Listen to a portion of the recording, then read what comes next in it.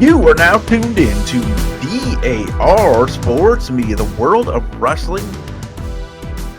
Did anything significant happen over the last 24 hours or so in wrestling? I don't know. Was you watching the timeline? I've been.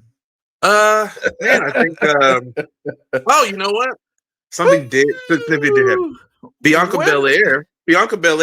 We're gonna get to talk about that because we've been telling you. You know, it's just a couple of fellers right here on this show who have watched a wrestling show or two over the years. Kind of tell where things are headed sometimes. But so I think where we should start off with this whole thing is just not really because I'm that excited about it, but just because it's so in keeping with the themes of this show. I think our listeners would be disappointed if we did not start off with. Yeah. Hey, you remember when Big Dave was saying that The Rock is definitely in no way, shape, form, or fashion going to be involved in WrestleMania? Remember that? Vaguely.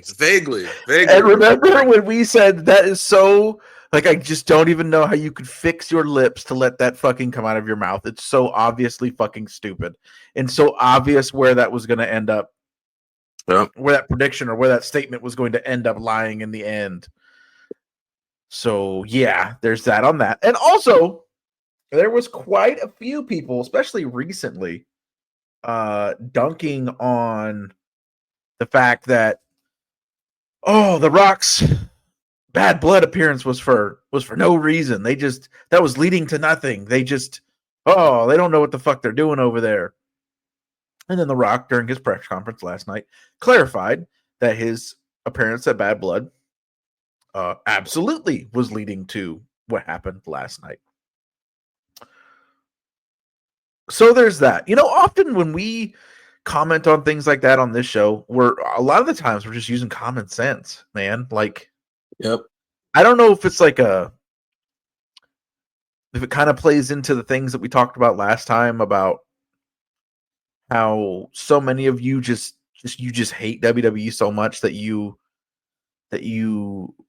take things and then manufacture them into meaning what you want them to mean because it's more comfortable with your narrative.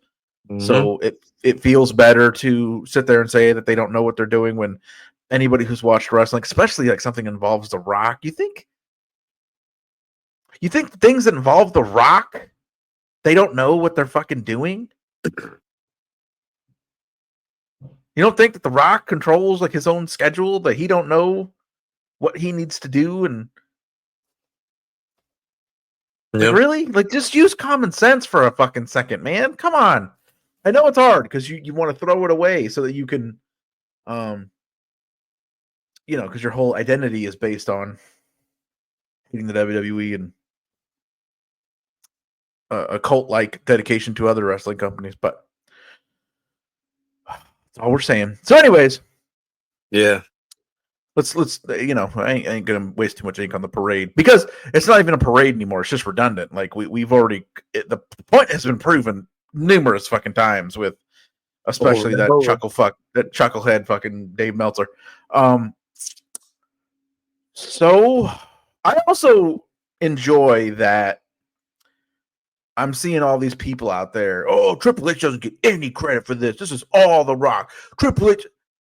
I just want you to ask yourself, is there any fucking... We already know the answer to this question.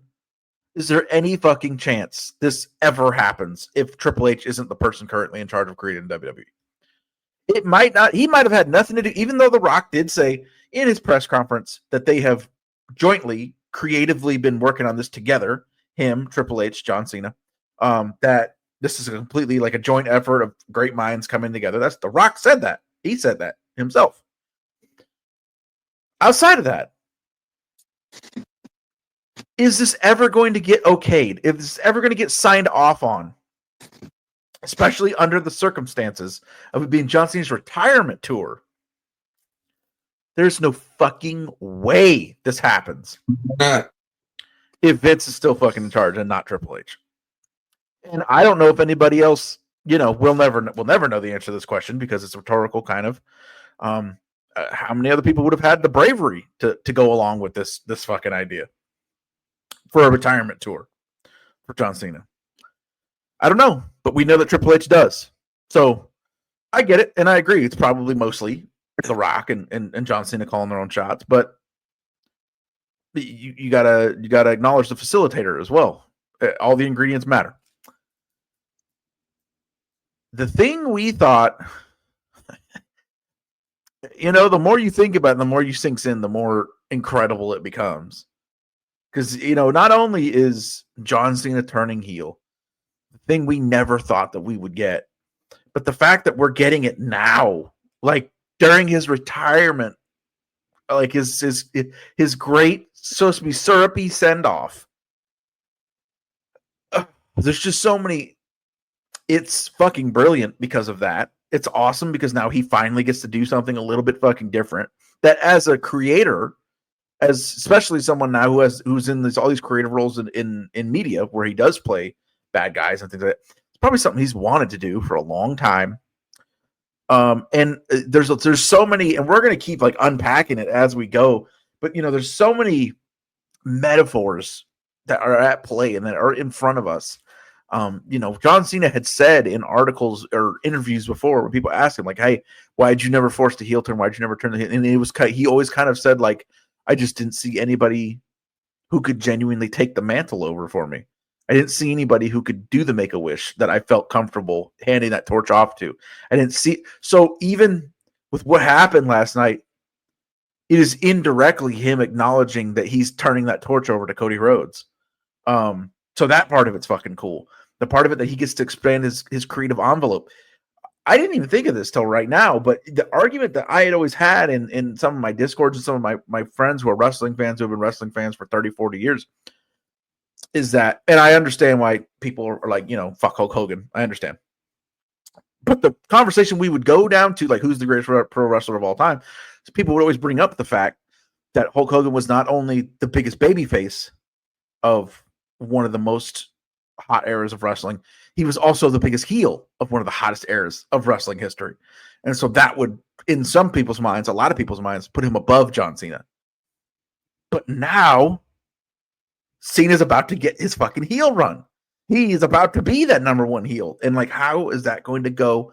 How prolific is this run going to be? It's John Cena, so I'm assuming it's going to be fucking brilliant. Obviously, this is 20 years of material that he's been sitting on, ready to unleash. Nobody's going to tell these guys what they're going to do and what they're not going to do. And it's another thing. It's another case of, and I know you felt this way. A lot of people were feeling this way. It was kind of like to the WrestleMania build, where it was like, And then we even said it on this pod, like, Cena going after Cody in the way that we thought it was going to happen was kind of fucking lame.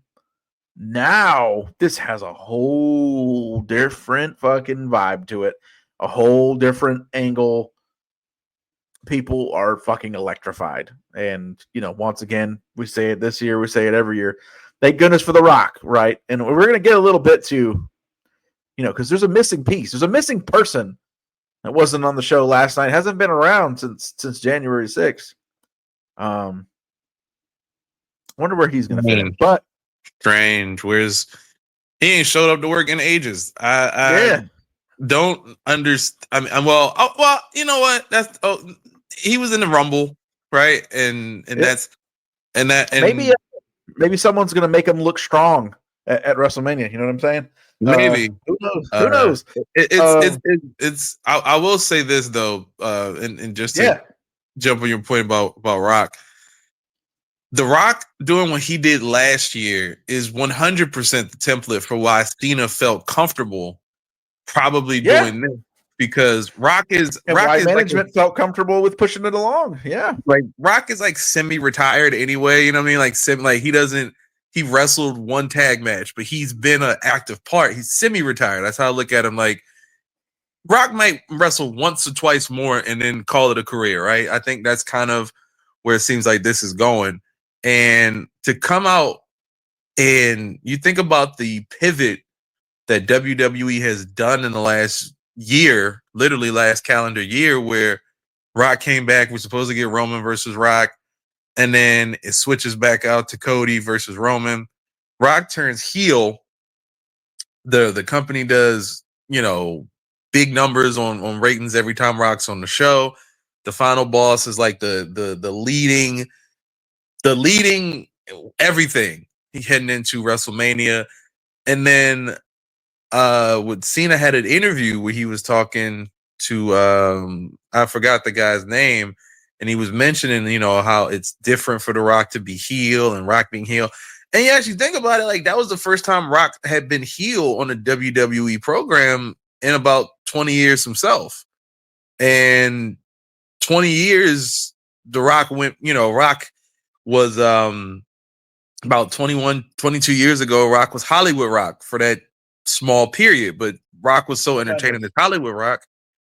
He ended up just going back to being The Rock, and then he left for a couple, 7 years, I think it was, and then he's been off and on coming back, making his little random returns. He did the program with Cena, did the program with Punk, and then Cena again, and then he would do sporadic appearances, but he's always just kind of come back, done his hit songs, and left. And that was always what we were used to seeing. So Final Boss Rock was like a breath of fresh air. But also, when you look at Cena for the last 6-7 years has kind of been in that same role that Rock was in prior, after he had his feud with Cena.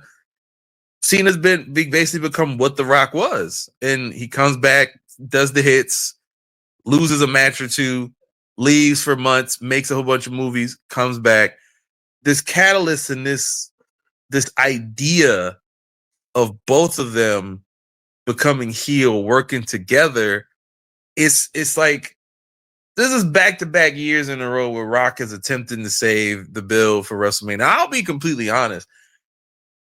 The card itself, when it was rumored, back when we, last talked about it, when I was kind of like, I'm still kind of like, because I kind of see where things might be going. And I'm still like, I don't think the card has changed at all, because I didn't want to see Cody and Cena at all. I just want to point that out. Heel. Well, I know. I didn't really either. Well, I mean, I was with it because I thought they could do like some really good promo stuff leading up to it. Some interesting segments, and like I'm always down for more interesting segments on the shows because there's goddamn 50 of them every week. But I can see how it's kind of underwhelming, especially with the other options we had on the table. Like, you want to talk about good segments, like a Punk and Cody thing could have been fucking smoking. But they gotta be saving that for like New Orleans. Like I think they had like they're trying to build this up to where Cody loses to Cena, he loses everything, and it's like this whole thing. And I could see Punk being the one to dethrone Cena after he wins. There's something. I would personally go with somebody younger, somebody new that you could give a shot to beating the heel Cena, because I think it's obvious Cena probably is going to win. Cody has to lose. I think Cody has to lose for this to make sense. Cody has to lose, because Cena and Rock teaming up just for Cody to overcome the odds again. That is some Super Cena level shit, and you might run that risk of some of the audience starting to like the one thing they did with Cena wrong when he was on top was that he just always kept overcoming. And when you're babyface, with your face of your company, you have to have that guy lose sometimes, because there's a sympathetic, like, damn man, my guy didn't win this time. He's gonna come back and do it again. And like, I'd say that's the allure of Punk, and his always was a allure of Punk for me was that Punk never got super booking. He never got that make him look strong booking. And I think that we've seen over the last 20 years, fans do tend to reject after a while if you keep doing that. So what was the two biggest baby faces, right, of the Attitude Era on both sides of the thing? It was Austin, who was always fighting from underneath, always had a big fucking scandal against him, always was against the odds. And then and got fucked and lost the belt a couple times and got it back. And then Sting, who obviously was fighting a whole army of motherfuckers, right? And like had to find his way to a victory there. So yeah. And I think that and like even referencing Rock, when Rock was on top as the Attitude Era babyface when Austin was out for that year. Rock lost Rock used to lose all the time. all day long. But it never mattered really because Rock would get beat by Triple H or whatever. He lost, I think, like Billy Gunn once. And he got put through a table by the Dudley Boys and shit. And then he would come back the next night and run them motherfuckers down, and like the crowd will go crazy because wins and losses, as much as people think they matter, and they do matter, you can lose. It's okay for like Roman Reigns has lost twice, right? Got pinned twice in the last year since he's been back. That's a little different though. He's a heel. Well, no, he's a face now. Roman Reigns is a face now, right? Now he's a face. Yeah. But he's lost what did it. Yeah. So he's lost twice. So he lost to, was it Solo, and then Solo pinned him, and then he get pinned by, I think he got pinned by somebody else in another tag match. Not a one-on-one match, but like tag match. Pinned by Jay. Yeah, so he's had a couple losses. So he got pinned by Jay, he got pinned by Cody, and he got pinned by Solo. That's 3 matches in like a year and a half, which is a lot for him, because he wasn't getting pinned at all for like 3-4 fucking years. And just that, but the sympathetic, it's hard to sympathize with Roman Reigns in general because he's big boss but him losing, him having his family, like, they take, he's so popular that it just like made him rise to a different level, and he disappears for fucking 5-6 months every now and then, takes all these vacations. So like there's something where your biggest babyface, you got Cody, you got Reigns, you got Punk. I guess you can call Seth, if you want to call Seth one of them. I mean, Seth is very popular. I honestly can't think of the last time I've seen Seth win a significant match. And I think that's a prime example. Like Punk goes out there, cuts some passion promos, and this motherfucker is lost every single time. So it's like, and people still love them because there's a bunch of fans who are Punk fans who are like, oh man, Dwayne and Cena screwing them over, and they did this to him 12 years ago, and and I don't necessarily look. I wanted to see Punk main event WrestleMania, but I feel like he'll still get that at some point. I mean, hell, we might get it this year. I'm not excited about where I see Punk storyline going.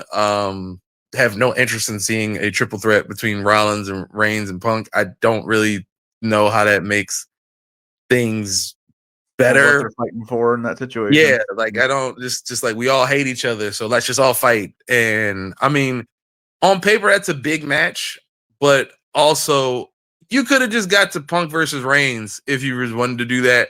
Like that was a conversation. Like Cody, Cena, Punk, Reigns. Like Rollins ain't got to be in the middle of that, And I think that's a bit of my like. I'm still on the card, but the build matters, and I think the build is what matters. And they executed the Cena heel turn. I can't say to perfection because I don't really understand why Travis Scott was there. I just think there was I get what they're doing. That's the thing where I kind of tune out for WWE purposes, like seeing Travis Scott, and they had like, a couple guys pop in here and there. And Travis Scott's been on WWE TV for like a couple times now. I'd prefer him not to be on there at all. But that was the only thing that I was laughing at that shit when he was like holding Cody, and then Cena pushed Cody down like, no, this is what we're doing. And then Travis Scott randomly just slaps Cody. Slaps the shit out of Cody. Yeah. Like, I'm like, I know that could not have been planned at all. But like I said, I think it's the gutsiest move that I've seen in a while for a company back-to-back years take 2 of their greatest legends of all time on the road to the biggest show of the year and say, let's make them bad guys and let's see how that turns out. I mean, personally, as a Cody hater, I don't like the fact that this has all been done to help benefit him being the guy of the company. But at the end of the day, I understand business, and business is business. If Cody is that guy and he's got that, but I think he needs to lose this at WrestleMania. For one, he's been champion for a year, and his reign is to me, it's been okay, solid. But I think him losing and Cena having the title, and there's a heel you have to chase. That makes wrestling to me all the more better when you have like a dastardly powerful heel to chase, because Cody, yes, is the face, but there's other guys you can go to put in this wheelhouse with Cena that they can like get excited about. They can cook, yeah. And so I this is Cena's last go. I know he missed the first 2 months really of, like barely showed up the first 2 months of the year, but clearly he's going to be a lot more active.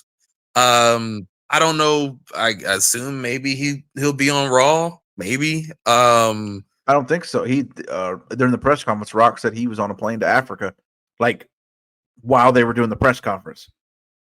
Interesting. And say he flew in from Budapest Friday, did the fucking show, and then was on a plane to Africa right after. That's a very confusing thing. You did a heel turn and then you got to wait.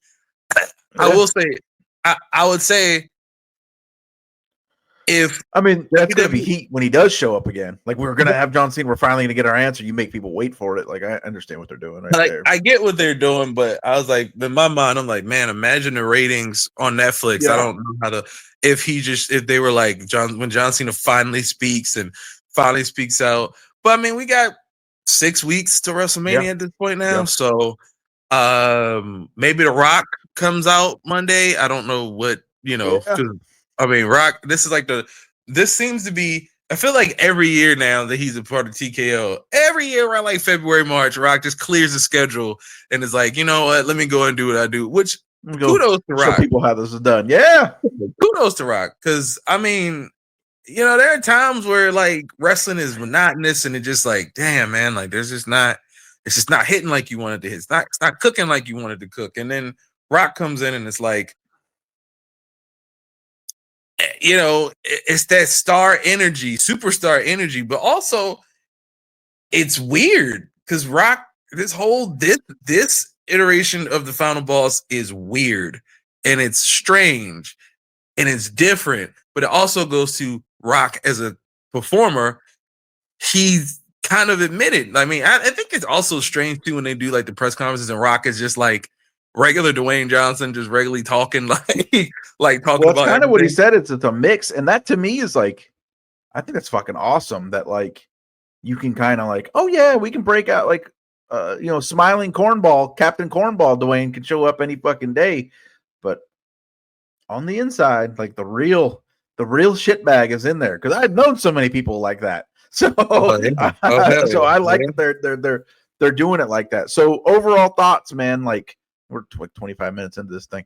That's the most important thing in wrestling right now. So Cena heel turn. Cena heel turn, man. What do you think?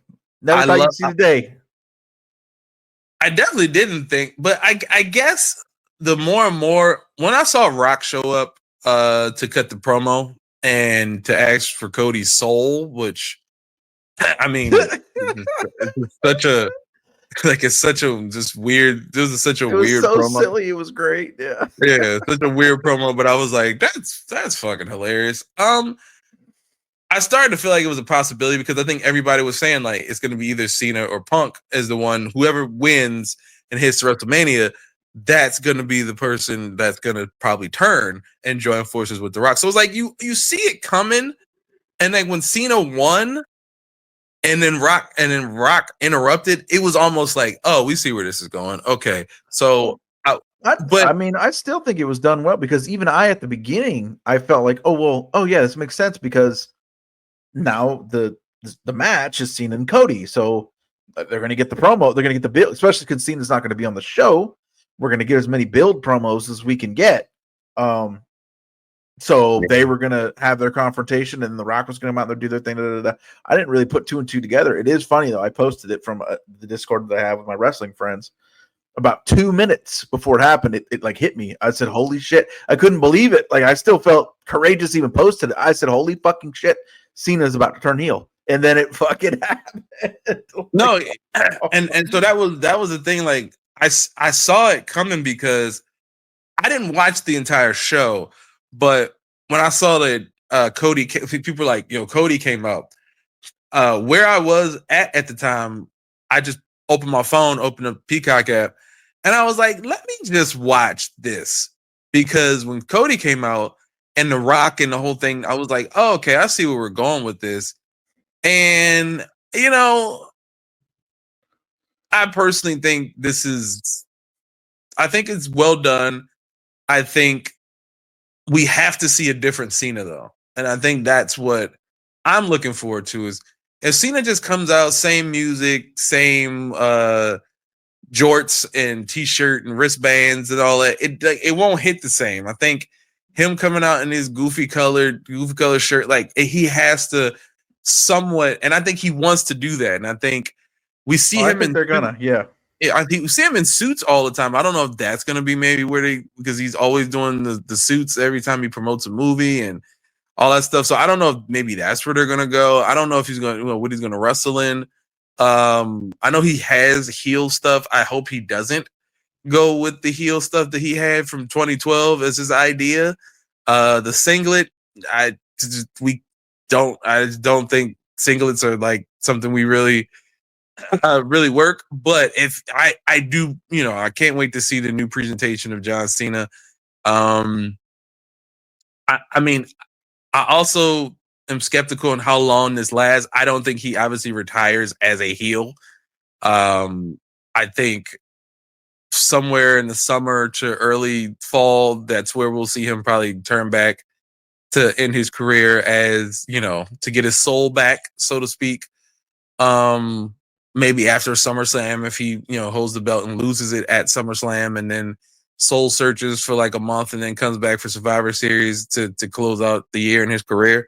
But I think the biggest takeaway from this is that unlike the Hogans, unlike your Flairs, I really believe this is it. This is it for John. Like, this is it. This year is literally it. Because he's doing the one thing he's checking off the wrestling bucket list. Yeah. Yeah. So, and I mean, also something that somebody pointed out, the coolest part of this is everything we saw last night brings is 2012 full circle again. Really. It's CM Punk, John Cena closing out a match. It's CM Punk kind of getting pushed out of a possible WrestleMania main event for John Cena and involving The Rock. And then Cena and The Rock, who had one of the biggest main events in WrestleMania history, are now joining forces. It is so full circle. And once again, I'm excited about the possibility. Still not on board with the card and like in certain things. Well, I'm on board with one particular match for sure, which is the result of the other chamber match led to, and also another possible match that's coming from that too, that wasn't involved. It was involved in chamber, but it wasn't involved in chamber, if it makes sense. But before we do go into the women's chamber, because the main thing we're going to talk about in the women's chamber, because there's another one that we called. Man, we sat here a year ago, right here on this exact same show, the day after Elimination Chamber. Mm-hmm. And we had some unflattering things to say about Liv Morgan. And God damn it, if she has not become a fucking legit fucking worker in that company, has had 5 or 6 matches this year that were like legitimately B+, A-, like damn fucking good, and then went out there last night and got the ever-loving shit beat out of her. She was the glue that held that match together. Yeah, fucking Morgan, man. One of the biggest improvements in a single year that I've ever seen from any wrestler ever. I am a Liv Morgan fan now. I can completely say that. So we gotta, we'll sit here and we'll talk about when we're right, but we'll also sit here and talk about when somebody has proven us wrong. And Liv Morgan 100% did that over the last year. That's for sure. I was always a Liv Morgan fan for different reasons. No. I just wish she would have been able to have those type of matches while she was champion. You know what I mean? Like I think that was what bothered me the most, is that through her title reign, it was a lot of not what she's doing now. And I don't know if that's like a, agent thing where the people who are working on her with the match are not, giving her the tools to go and just be. But I'll say phenomenal work on the Chamber. Absolutely phenomenal work in the tag team title match last month. That match. One more thing on her. Great. Hey, y'all, can we start a petition? We need to get this girl a new theme song. She's got that same generic, like, it's fine, but it's not. She is that theme song is not befitting of someone of Liv Morgan's fucking abilities and position on the card. Need a petition for everybody to get new theme songs in WWE. Well, I'm saying, Naomi has a good song with lyrics. Bianca has a good song with like lyrics. Rhea Ripley has a kind of an iconic fucking theme song, and like there's Liv still with like the same generic Create a Wrestler 5 fucking bullshit. Like, and she rocks that thing. She got there and shakes those little hips to that fucking guitar solo. Like, but she deserves way, way better. So let's get on that. She does deserve better. That's true. So we told you guys. So what exactly did we see last night? Because there's other people pointing out. So I said a few weeks ago when they did the I don't remember, Bring It On, the cheerleaders outfits, the matching cheerleader outfits. And Cam said something like to the effect of, "Oh, look, it's like this mean girl cheerleader thing." And it hit me. I said, "Holy shit, what if they both did it? Maybe it's not just Bianca. Maybe they both did it." And some people caught from the camera angle last night when Jade Cargill came back, Naomi looked over her shoulder at Bianca, not at Liv. She looked over her shoulder at Bianca. So Bianca took her coat off right when that happened too, which is very weird. Like she knew. So what I think we might have here is it was both of them, but Bianca has framed it as if it was just Naomi in case Jade figured it out. And if you probably didn't see, there was the after show before the press conference. They were doing the post show, and Bianca had like a little interview segment on there with Big E and Rosenberg and all them. Yeah, so you saw she was like really hamming it up, like, "Oh, I can't believe this. I have no idea what happened, and oh, it just hurts me so bad, and I just wanted to focus on positivity and moving forward." Like she sounded like such like a slimy politician. And it was like, this is setting up so perfectly for her to be the ultimate piece of shit in this situation.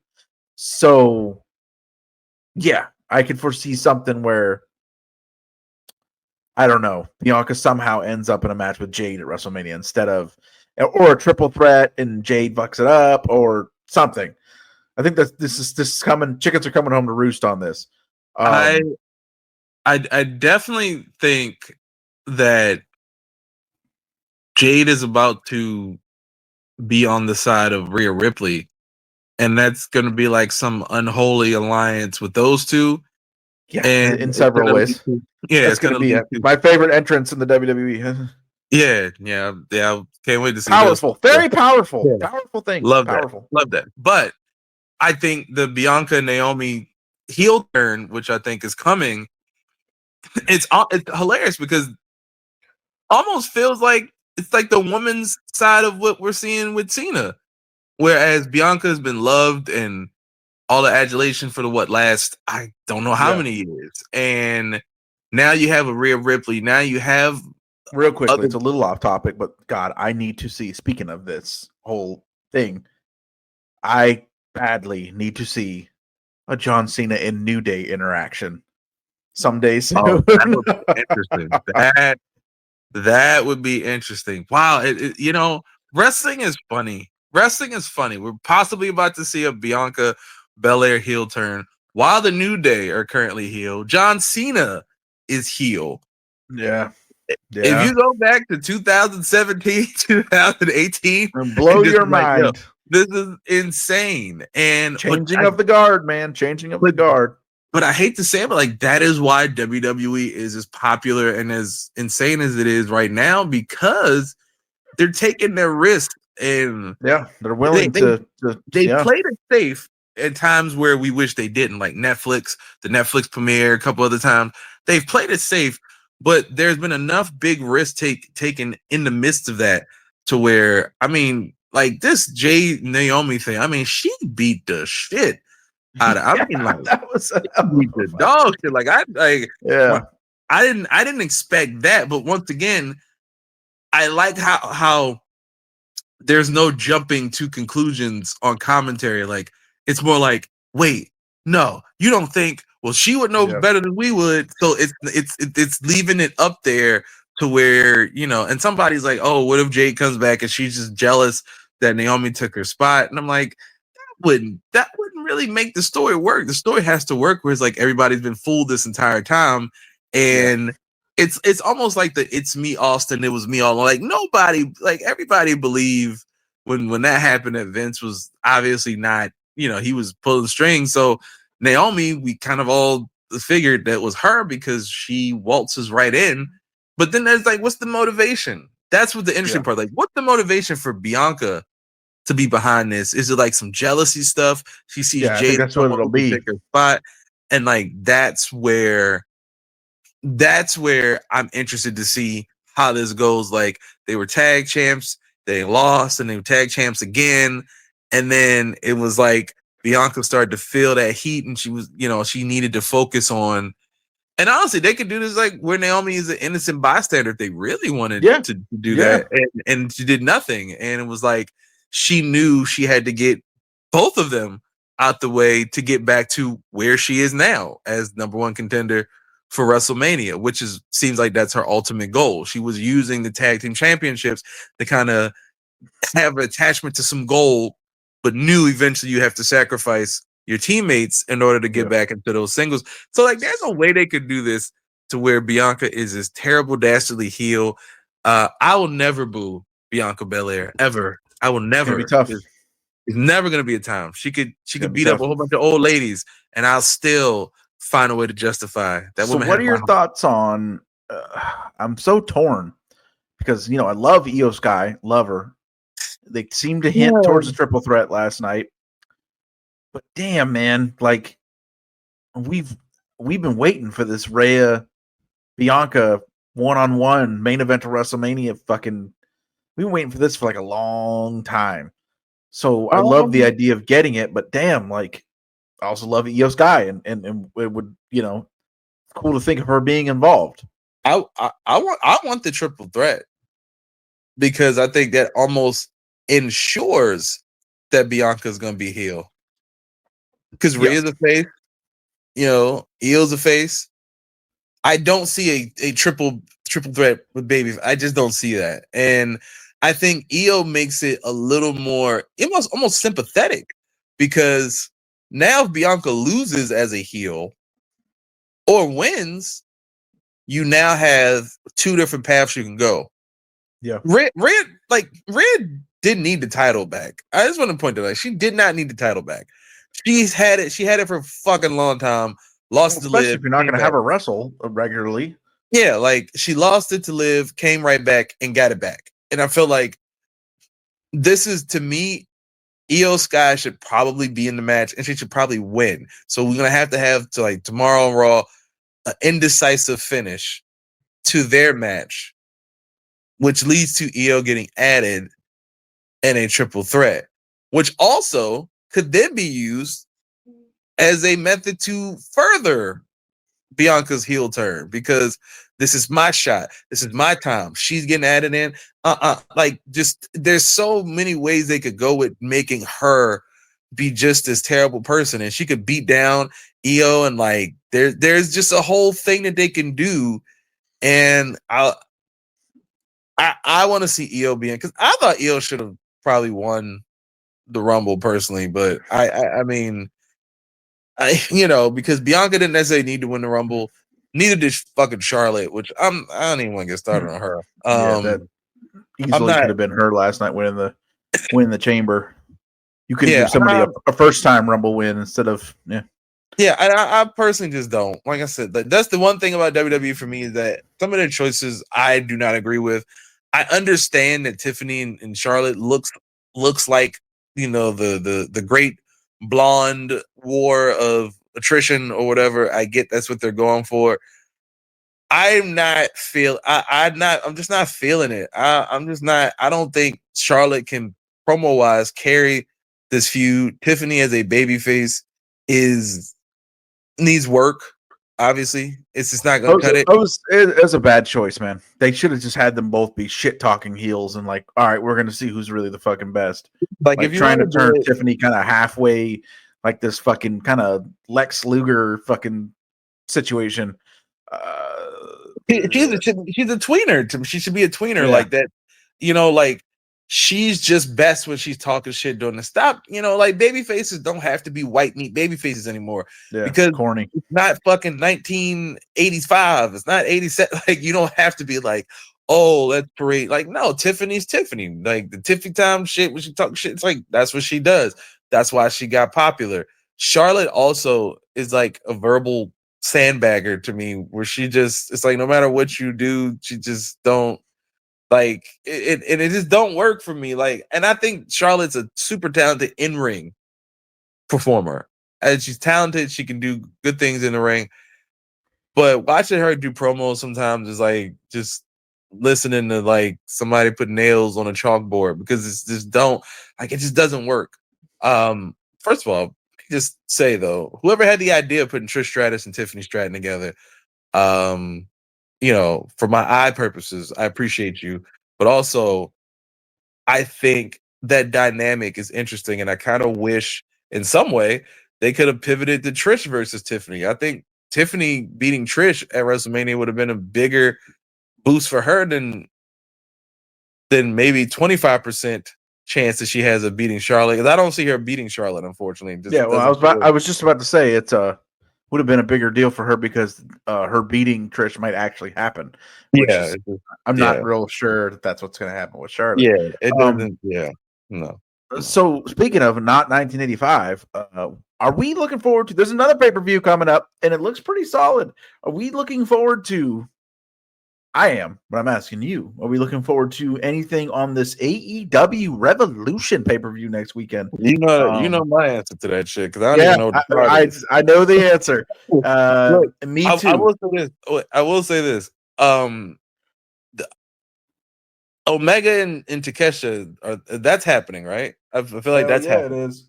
Okay, so I'm looking forward to that, because through all of my issues with AEW, Kenny Omega has done me nothing wrong. He's done nothing wrong, and I will forever sing Kenny Omega's praises. Takeshita is a super talented performer as well. I can actually give props. I've seen some of Ricochet's heel stuff. Surprise, surprise, surprise, surprise. What happens when you just give people a mic? Sometimes you give people a mic and freedom, and it works out well. Other times you don't have production meetings, and then your wrestlers look out of sorts when they go out there. So fucking stupid with a chair in their hand. Yeah. So hey, it happens. Takeshita and Kenny Omega is gonna fucking rock. Takeshita is easily, if I had to name my fave five, especially on the men's side, you'll notice a theme here, but like, Jacob Fatu, Roosh, Brody King, Takeshita, like for fucking sure. He's man, bruisers. That match. Fucking come out here to whoop ass. And Takeshita is definitely up in that, and then of course Kenny Omega is a maestro, the ultimate ring general. So I expect huge things out of that. I think the obvious one we're both here so very ready for, what might be the final act of one of the greatest women's fucking rivalries of all time. Hollywood May and Tony. Hollywood ending. I'm hoping this one is worked a little bit closer to like what MJF and Daniel Garcia did than the first time, or the second. Yeah, the first time these ladies wrestled. I hope it's a little more on the violent side, a little more punching, a little more choking. Yeah, maybe a little bit of blood. Really give it everything that this amazing rivalry has fucking earned for itself. Thoughts on that match? I think similar to one of the other greatest feuds that I've witnessed in AEW, Swerve and Hangman. This match needs to be disgusting, like Yep. a brutally disgusting match, because Get a little uncomfortable. yeah, you need that. And I think if there's anybody who'd be willing to do it, Yes. you literally Both of have them. two Both of people them. Yeah. two They are women not who scared. they will get bloody, they will go crazy. And I just want to say Tony Storm is just amazing. And Fucking magnificent.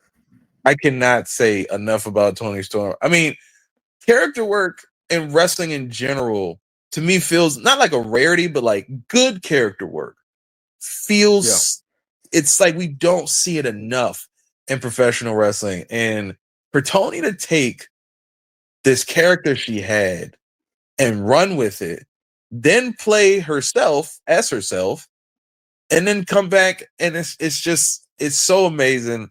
Mariah May, amazing. Also, can't say enough about her. So I think I'm looking forward to that match. Oddly enough, I'm looking forward to another match on this card outside of this that I didn't think I would really care about, because I don't care about this dude at all anymore. But MJF and Hangman Page, I am Promos have been extremely. good, man. I think, And I think, I'm excited. yeah. We've mentioned this before, but it's getting there. I'm excited for where this is going for Hangman. He is really developing into everything they ever fucking needed him to be. Shout out to like that heel turn is what really did it. I'll be honest. Yes. Like, and once again, this is what happens in wrestling. You have to, the guy you want to be, the big baby face, you have to make them go heel first, And let the crowd decide for themselves.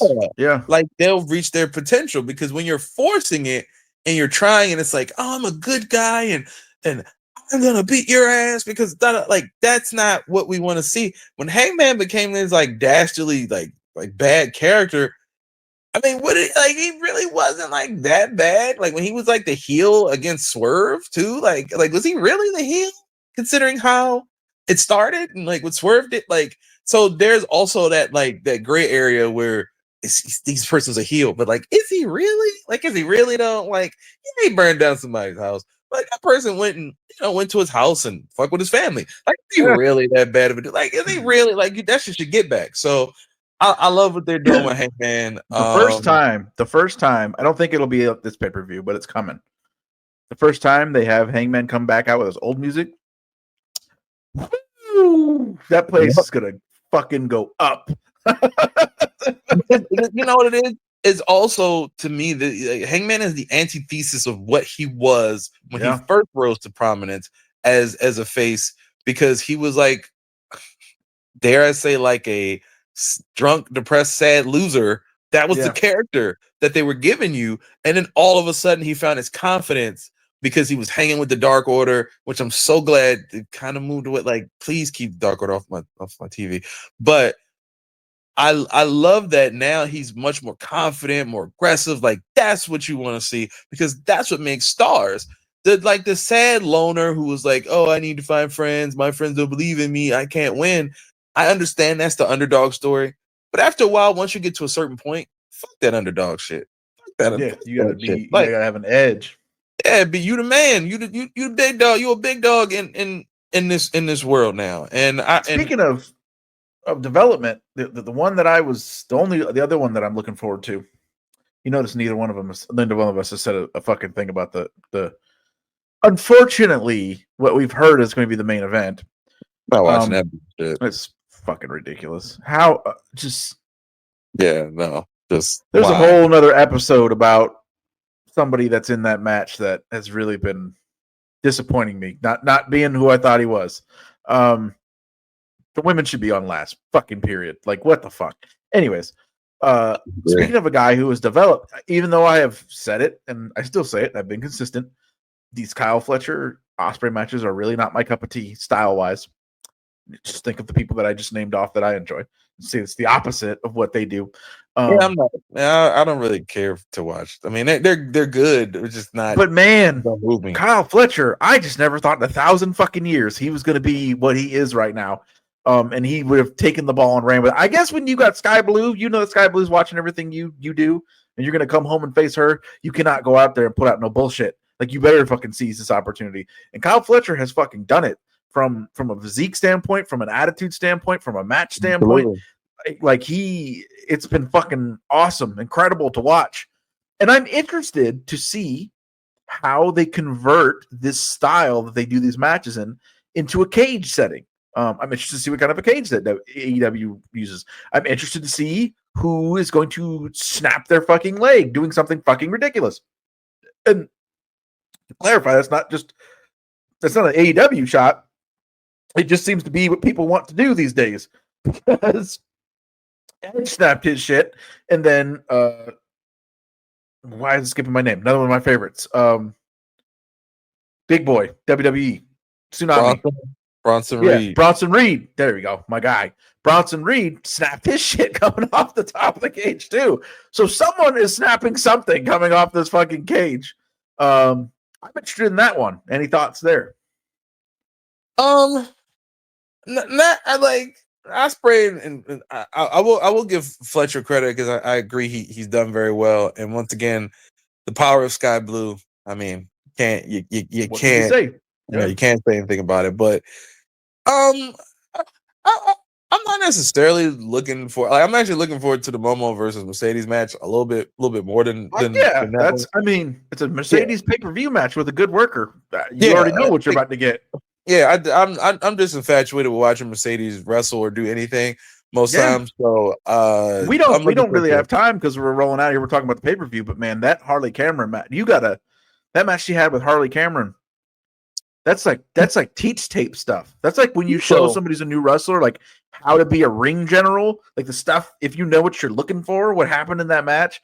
Absolutely. Like Mercedes was working her fucking ass off to always be in the right spot, to nudge fucking Cameron into the right direction, to like, it was fucking incredible. It was fucking incredible. That was one of the best performances I've seen someone put on in the ring in a very, very long time for Mercedes in that match. I couldn't believe it. It was amazing. Also, big shout out to Harley Cameron for that. Of course, always. She's amazing. She's the best. But yeah, I mean, Kyle Fletcher's done very well. I don't know. I'm sure the match will be good. But they've fought each other so much. I think there's also a thing for me with AEW with certain things is like certain feuds. I don't mind seeing people fight each other multiple times. Tony and Mariah, prime example. But the Ospreay and Fletcher stuff, they have good matches together. I'm not really, just doesn't move me right now. I'm actually excited to see Swerve versus Ricochet more than that match, because it's gonna be good too. It's gonna be damn good. And so, like I said, once again, AEW has always done great pay-per-views. They've always had, they typically have always done, not always, because they've had a couple stinkers, but they typically do pay-per-view great because that's where they excel. And it's so funny because there's such a difference between, I think, AEW and WWE, is that I don't necessarily watch WWE and find that I'm like super entertained by some of the in-ring action unless they give me some like real graps shit that I can, sink my teeth into. But I'll be entertained by the stories and the promos and those moments. And then AEW, you just watch for the straight up, in-ring work. Because when they do try to do, segments and promos, once again, people end up looking like they don't know what the fuck they're supposed to do out there half the time. So, Kyle Fletcher, Ospreay should be decent. I'm pretty sure it'll be a good match. I think the steel cage is going to be the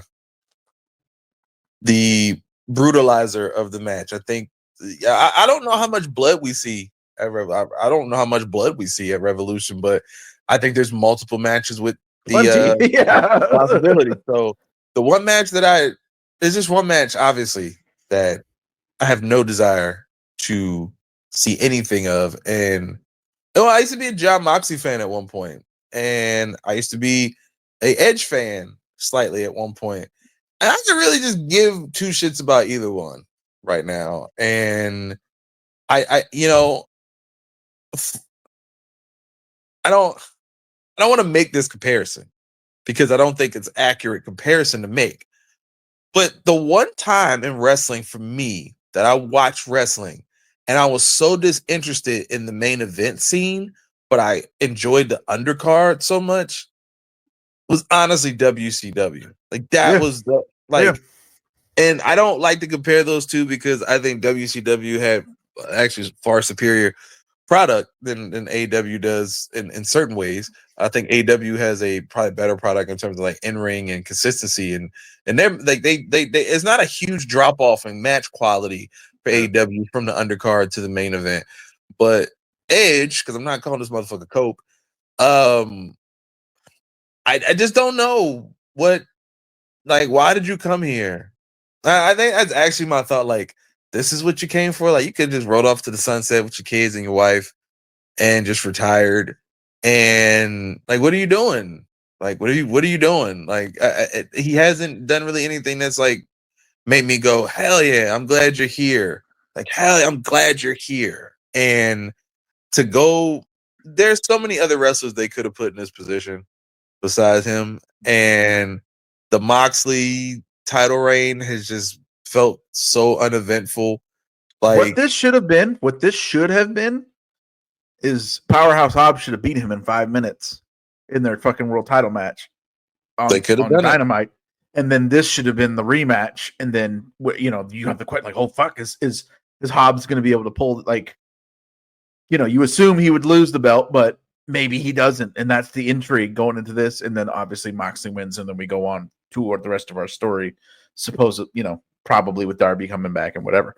That's how you could have gotten some decent excitement out of this and intrigue out of this. And instead it's just flat as a plate of piss. Hobbs getting that Lex Luger over Hulk Hogan title win on TV would have been great because you don't expect it, and it was there. And I think Hobbs is becoming pretty over based on some of the stuff that I've seen and caught the last couple of weeks. It seems like he's building some popularity, and there's I know he's teaming with Bandito recently or something like that. I caught that. I mean, there's so many talents there. I think that's just my issue with AEW is always like there's so many other talents there, but you're clogging up your main event scene with these guys, and this angle which is just not working. And I feel like this is like the third or fourth angle that they've had where it's in the main event where it's like it's just not working. Like, stop, like pivot, like no. And then it's like Tony is just like, you know what? I'll give you a whole bunch of other great shit, but you have to deal with this. And that's very reminiscent of other people who have run wrestling companies a little bit. So I real quick though, because I don't think we got a chance to really talk about it. Big shout out to my guy. I don't like his new name like that, but it's fine. Ricky Saints. Hey, big shout out to finally him because AEW had someone who's a star, and they did not want to give him the ball. What their reasoning behind that was, I could probably tell you, but I won't. And let's tell you what's out there. They assumed he wants to go to WWE. Newsflash: everybody in every wrestling company wants to go to another company. That's how fucking wrestling works. And if you have a fucking huge issue with that, that's going to stop you from pushing people who could make your show better while they are there, then you shouldn't be in the fucking wrestling business. And there's a reason why he left. There's a reason why he left because he went out there and performed every time they gave him a shot. He went out there and did great things every time they gave him a shot. And then they would just stall and stop. Speaking of which, I saw that Adam Cole took on Daniel Garcia on Collision. Prime example, where's the momentum for DG? Where's the momentum for, like, it's just weird how they do certain things in AEW, and certain people get different treatments and get done differently a certain ways. So I'm happy for Ricky. Shout out to Rick. He is a hard worker. He's done amazing things as so far in NXT and WWE. I know people were like, "Oh, why does Penta get to join the main roster and Ricky has to go to NXT?" And I think because NXT desperately needed some star power. Yes, and they need some experience. Yeah, so you bring in somebody who's going to instantly, be able to main event, headline, close those shows, and then, in a couple months, you'll probably see him on a SmackDown or something like that. And Yeah, I think I think that's it'll be fine, fine. and that's fine. I think his transition, by the time we get to WrestleMania in New Orleans, he's going to be in the main roster, probably have a prominent role on that show, and that's really all he ever wanted, was to just get consistent booking, Yeah. consistent opportunity. And we see that AEW was just not the place for consistent opportunity unless you, the Well, old buddy pal. their own reasoning and not letting them go should confirm and tell you everything that we've been saying about the way things are around there to be fucking right. Well, he might not, he isn't BFF for life, so we're just not going to use him for fucking literal years that he can be making our show better. We will, put BFFs before Oh boy. fucking viewership numbers. Well, we don't do that here. No. Tell Ricky Starks got what he was looking forward to. Tell everybody the things that they could look forward to around here with DAR Sports Media. Well, we have been busy. Shout out to Ken Moore / Apollo, my brother. He for DAR Sports and Shock Sports, he has been covering a shit ton of NCAA games. I've been covering the Cincinnati Bearcats, the ladies team. They had their final game of the season yesterday, and they did not win, but we had a great time this year covering the Lady Bearcats and the male and the men's Bearcats team as well. Shout out to Apollo. He's covering. I think he's covering a game today. I know he covered 2 games last night.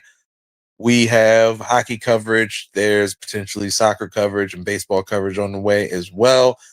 Man, there's so much. Hoops Hour is out right now. Hoops Hour is out. We have a bunch of shorts on the YouTube that have done pretty well. So please keep watching those. Please keep showing us all love and support there. There is a brand new DAR music album that is currently out right now. The Gods from Stereo Goats Volume 2, for people who are wondering, just in case you're wondering. I have no new verses on that. These are all old verses from 2023 and like summer 2024. So but these are the archives. We decided to all come together, and songs that I'd made and wanted the rest of the team on, and said, fine, we can just make it like a new project. And it's out. It's fire. It's dope. I actually listened back to it earlier. I'm surprised how I surprised myself. Like, damn, this is really dope. So make sure you check that out. The Medium site, we just had our biggest month again, and it was the shortest month of the year, and somehow we outdid January. So big shout out to all the readers and everybody that supports us. I am currently a writer for Pro Football and Sports Network now. So and maybe can't confirm it just yet till it's a contract signed. It might be another website sports wise that I'll be writing for and talks, but we'll see. So there's a lot of stuff going on. Pretty sure we'll be back with Hoops Hour. No, we're gonna have some NFL stuff coming up very soon, because NFL just never stops. That never stops. It just never It's like stops. the world of DAR. Yeah, we're going to be getting our NFL draft coverage rolling this week on the page. If there is no Hoops Hour, there will be one within the next couple of weeks. I don't know if you guys are going to bi-weekly do that or whatever, but it'll be one soon. But you can count on NFL draft coverage starting this week. The crew breaking down position by position like we did last year. Get you guys primered up for the NFL draft coming up next month. And then, of course, DAR the DIR team in different configurations are all over the United Football Media over there on their YouTube page. We have the overall Sports Center style show that we do on the UFL, the United Football League, called Tell Me About It. That's out every Monday. And then me and my guy Tay, as you guys saw last week, are the new correspondents for the DC Defenders of the UFL. We put out our first episode of the DC Defender show. Those comes out on Fridays right now, I think. I think that might change as the season goes on. So, there's going to be weeks coming up. We're going to get like 10 pieces of content from DAR Sports Media between the pods, between the articles, between the pods on other people's channels. Crushing it, Drew. And the music. Yeah, just all around. I mean, we're outside at games. Might see Tay and Eric at a DC Defenders game. You never know. There you go. You never know. We're everywhere. Like this is. I just want to point out that like a year ago, we said at some point this thing was gonna, and working your ass off eventually pays off. That's all I'll say. It eventually pays off, and it's starting to pay off now. Like actually pay off. So it's just a great start to 2025, and you're just really getting started. Just really getting started. There might be more music. Also, there might be more music on the way. I don't know. I don't know yet. We'll see. I'm retired. This man is the Terry Funk of rap. Just saying. Look, I'm in a new city. People have been trying to get me to go to the fucking studio here. People have been asking me about the studio, and I'm like, man, I'm retired. No, man, you gotta come. No, I'm like, I'm retired. No, man, come on. This is like the studio's the state of the art studio. Come on, man, just come through. So every time I try to get out, God damn it, they pull me right back in. Every time. I'm sick of this shit. Music, pods, written word, other people's pods, other people's channels. Now more than ever and growing every day. Please sub if you haven't already. The world of DAR never stops.